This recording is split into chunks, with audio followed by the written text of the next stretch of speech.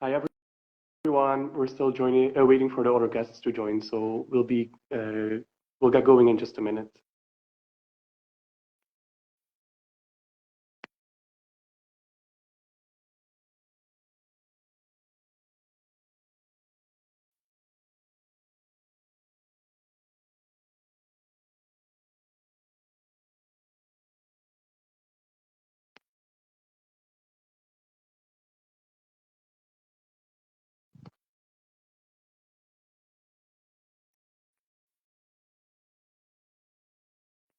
Is unable to join. Okay, 1 second while I try to figure this out. Oona and Luca, normally I sent you an invite.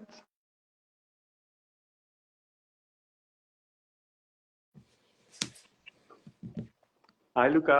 Finally, got it. Sorry. Yes, No worries. No worries.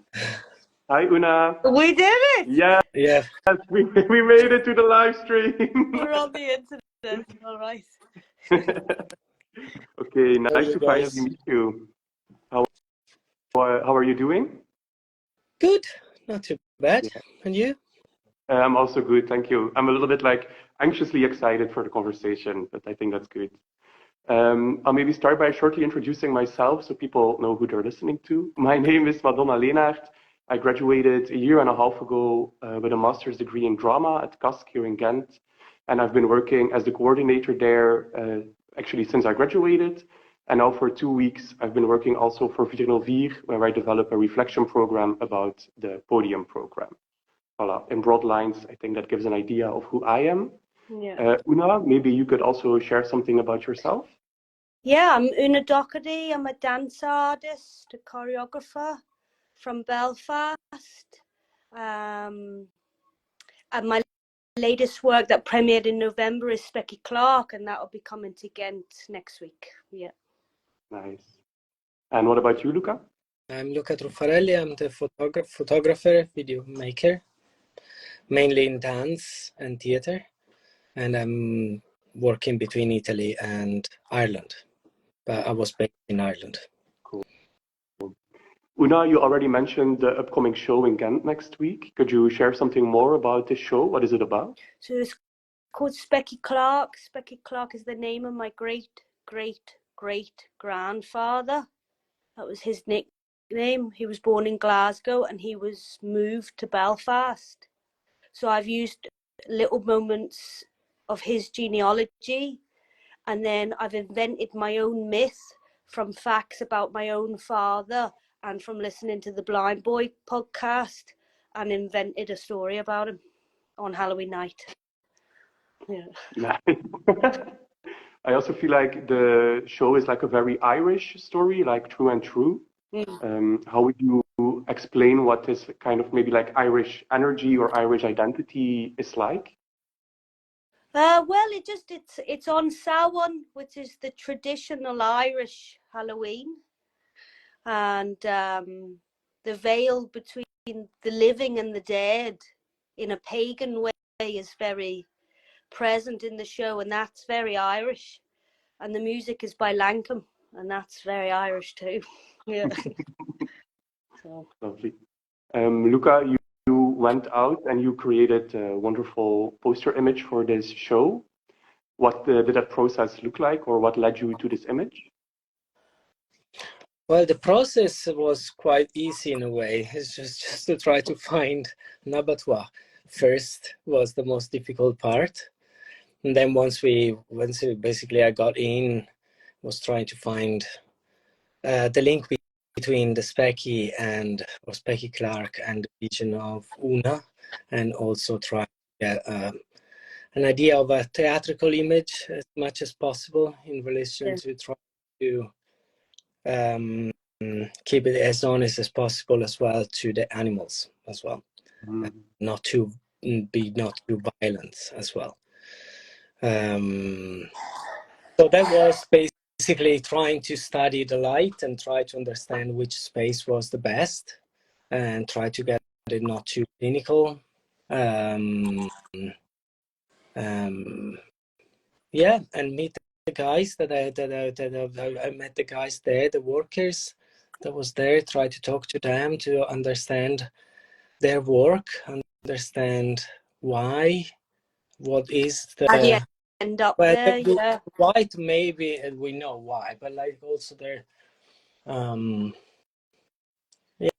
yeah, what is behind also, like this type of job, that it's at the end of the day it's a job. That's what I wanted to ask you, Luca, because you said that you met the father and the son who worked in the abattoir, and they worked there their whole lives, and it's like it's a type of industry where you would have, like, you know, generations working in the same thing. So the normalization of it, like they grow up with it, their granny grew up with it, like you get the job done. But and so I get that you were talking about those two to me, about there wasn't a drama there, they were just getting on with their job. But then were there any other people that you met who worked there who came in much later in life, maybe, you know, who were already maybe in their 20s and 30s when they started working there, so it might have had a different effect?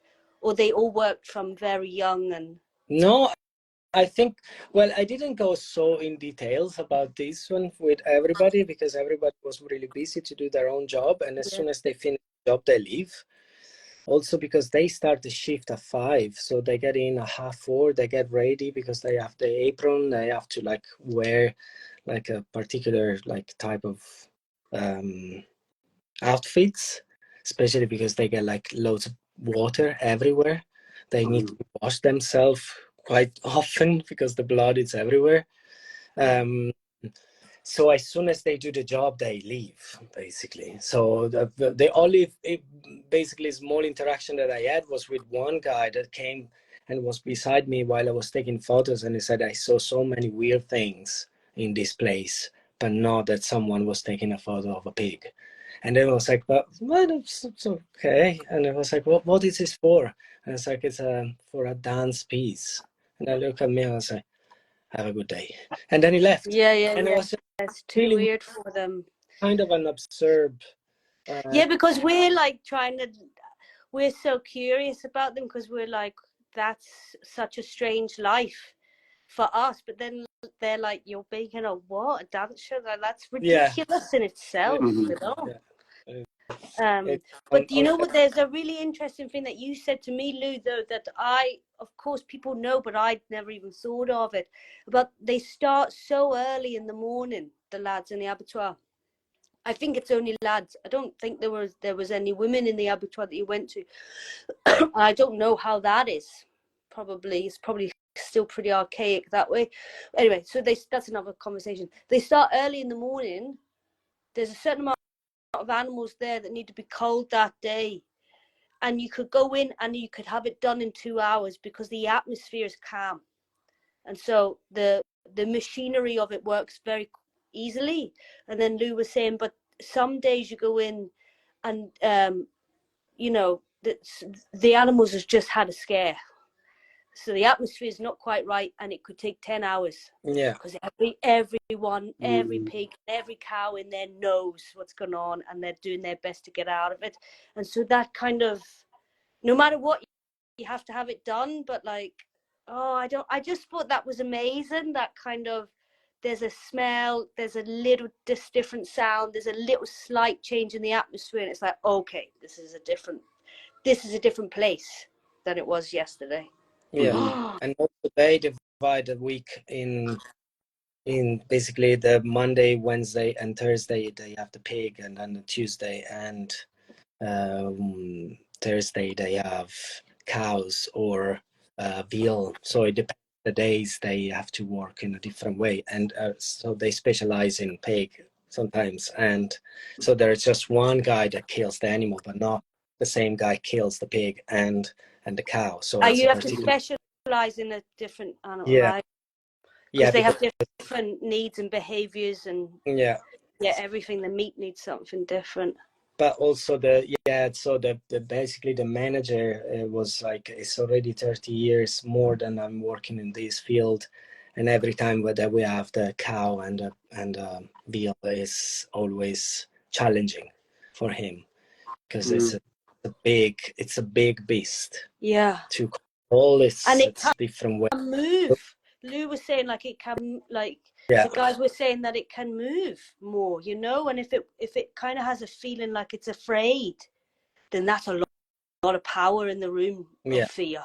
Like, geez, that's a lot of muscle power to be dealing with. Yeah. Maybe for people listening, this all sounds very far away from dance or a dance practice. Yet for you, Oona, there seems to be a correlation between the butcher life and the life of a dancer, or the practice of a butcher and the practice of a dancer. Well, I mean, is there something you can share about? We've always, me and Lou have always, I've always looked for meat references in a lot of my work, but because I think I'm really into Francis Bacon paintings, and I think it's very fleshy in a very violent way. And I think a Francis Bacon painting for me looks like how it feels when you're dancing, you know. And even if you're doing like slow motion, nice, pretty kind of ballet dancing, internally it does it. It's not like la la la. It's like fuck, like it's really almost violent, exciting, sexy, horrible, disgusting. You know, there's shit going on. You know, liquids, and so that felt more honest and true. So then I always looked at Francis Bacon. And we always fit like Hard to Be Soft. We filmed a bit of Meat to go with a male duet in a Francis Bacon way, in a kind of sexy, kind of like just fleshy way. And the same thing applies to Specky Clark, but also within the narrative of Specky, he is sent to work in the abattoir because my father's first job at 16 was to go and shoot the pigs in the abattoir. It's such a normal working class thing to do. And it's so fucking violent, but so is their lives, so is the way that their fathers treat them. Nobody hugs each other. The way you're behaving within your own meat, the way you treat your own self, is how I connected to the abattoir, rather than in an anatomy technical kind of way. It's more just like fucking life is really crazy violent. Being working class is violent, love is violent, and it's more that, I think, if that makes any sense. It makes a lot of sense, yeah. Like the violence just continues. It's not a separate happening, it's just part of the reality they're in. Yeah, and lots of people have written to me after the show and the photo and all, asking, like, is it about veganism and is it about animal rights and stuff? Because it's such a strong image that brings up all that stuff. And it's not. I mean, it's not about that. It's like what I found fascinating, even though it's not in the show so directly, but was the stories that Luca told me from having to go to the abattoir to take the photo of the father and the son. Mm-hmm. Like, I know it's violent and it's not great for the animals, but my heart went out to those fellas who worked there. And I know they're fine and it's normal and they're doing their job, but just I don't know, it's just life's mad. I don't know. My heart went to them. And I'm sure it's going to affect at some point or something. But well, I don't know. Will it affect them at some point? Will it all catch up on them? But if you're not ever taken out of that situation, like, I don't know, maybe they'll be fine. But like, we're little, floaty arties. It's going to affect us slows, but do you know what I mean? Yeah, of course. Because what makes you say that, Luca? No. I mean, not in a negative way, effect.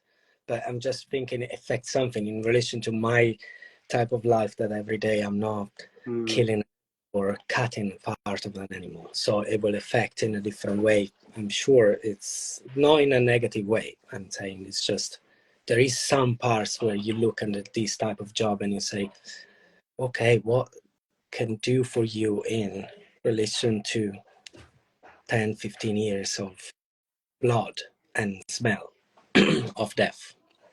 I don't know. Yeah, I wonder. Maybe. Well, we'd love to go back and film them more. Like, I'd love to see their houses. I mean, their houses are probably spotless clean. You know? Remember when I was saying to you that I finished the shift and then I walked outside at the emergency basically exit, and I found those two workers at the end of the shift that were basically washing their car with the same machine that they were basically washing themselves and the animals. So it's this kind of image that you see, like between a screaming animal into cutting in bits into going outside and shh. And one of these guys was like, "Don't take my job. I was looking at you." I was like, "I'm not gonna take your job. Don't worry, relax." You know, in a nice way, of course. Yeah, yeah. Humor. Huge, yeah. It's a huge kind of, yeah. It's weird. But the one I loved is you said the guy coming in. There was a few guys working in there, and the guy came into work and he shouted at all the other guys, "All right, ladies." Yes. And I was just like, that's Specky Clark. That's in the show. That kind of like alpha, can't hug anyone anymore. Just like pure balls, kind of, which is like so theatrical and gets in the way of so much, you know, love probably. But like pressing the keyboard with blood, basically. Was the image, you know? Yeah. Ladies, you know, pressing the keyboard with blood. So it's like, okay, so it's interesting to see this kind. It's weird. Are there also things that you recognize, or like things in yourself that you recognize in these figures or these people that you meet? Maybe a question to the both of you. There's a lot of that in me for sure. Yeah. I can be a bit rough sometimes. So. I would be too fierce. I don't know. No, I don't know. I don't see that in you, Lou. No, I think Luke is a lot more calmer, can be silent.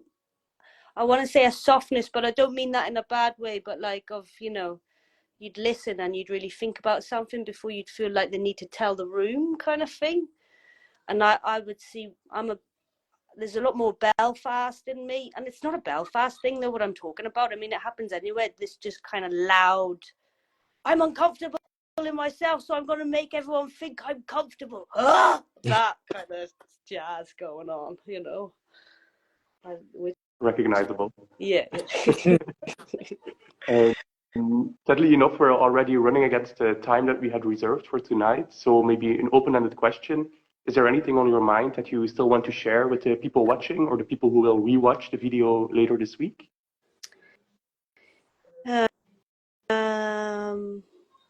Or something you want to clarify or you weren't able to bring up? No, I think we covered everything. It was interesting. Talked about the photo because they've seen that, and the violence of life, the violence of meat, and we're made of meat. And hope you come and see the show. Definitely. Anything on your mind, Luca? No, I think we covered. Yeah. That's good news. And like a day about this, but like, you know. Definitely.